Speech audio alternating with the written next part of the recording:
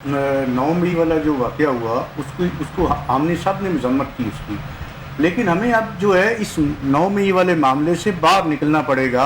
हमें रियासत को आगे लेके चलना पड़ेगा और रियासत को अब एक बड़ी माँ की हैसियत से और बड़ेपन का मुजाहरा करना चाहिए। अगर किसी ने कोई जुर्म किया है, हम तो ये भी कहते हैं जो इसमें जिम्मेदार हैं या जिन्होंने ये जुर्म किया है उनके खिलाफ कानून के मुताबिक जो है सजा दी जाए, ना कि आप जो है एक पूरी जमात जो है उसको जो है उसका जिम्मेदार ठहराए और उस जमात को आप कहते हैं कि हम पाबंदी लगा देंगे उस जमात के ऊपर।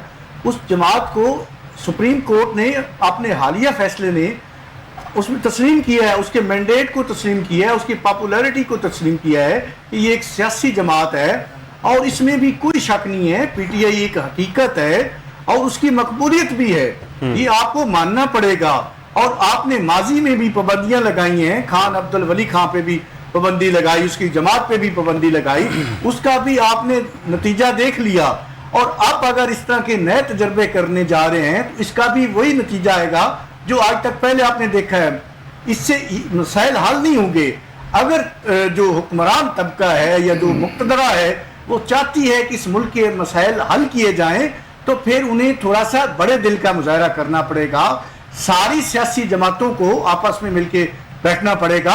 और नून लीग जो है इस वक्त विक्टिमाइज कर रही है।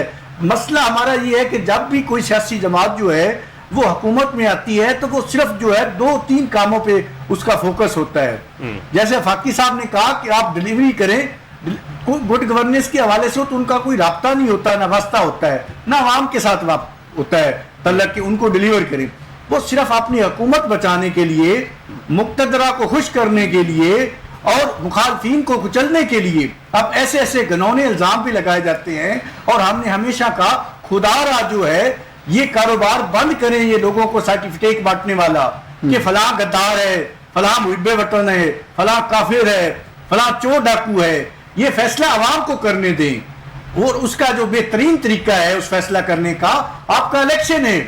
इलेक्शन में आवाम ने फैसला करना होता है कि कौन मुहिब्बे वतन है, कौन गद्दार है। आपने जिसने मुल्क को बनाया उसकी जो बहन है मोहतरमा फातिमा जनाब, उसको आपने गद्दार डिक्लेयर कर दिया। तो आप जो है मादरे मिल्लत को आपने नहीं छोड़ा तो ये बाकी तो उसके सामने कुछ भी नहीं है ना। तो इसलिए हमें जो है रियासत को अगर आगे लेके चलना है, हमने पीछे की तरफ नहीं जाना। इसलिए मैं चाहता हूं कि जो रियासत को आगे लेके चलने के लिए जरूरी है कि एक आम माफी का ऐलान किया जाए, जो सियासी मुकदमात हैं उनको खत्म किया जाए और सबको जो है जोड़ के और सियासी जमातों को आपस में इत्तेफाक रह से कोई न कोई मिनिमम एजेंडे पे काम करना चाहिए जिससे ये मुल्क की खातर हालत बेहतर हो सके।